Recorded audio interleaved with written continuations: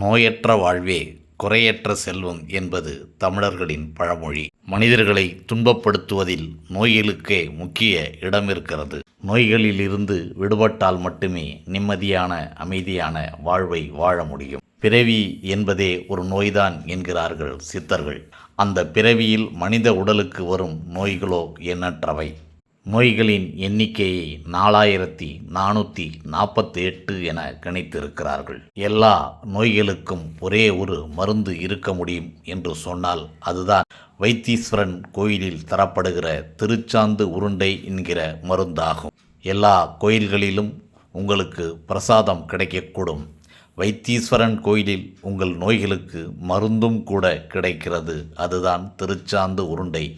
காலையில் வெறும் வயிற்றில் நம்பிக்கையோடு இந்த திருச்சாந்து உருண்டையை சாப்பிட்டு வந்தால் சகல நோய்களும் போகும் என்பது ஐதீகம்.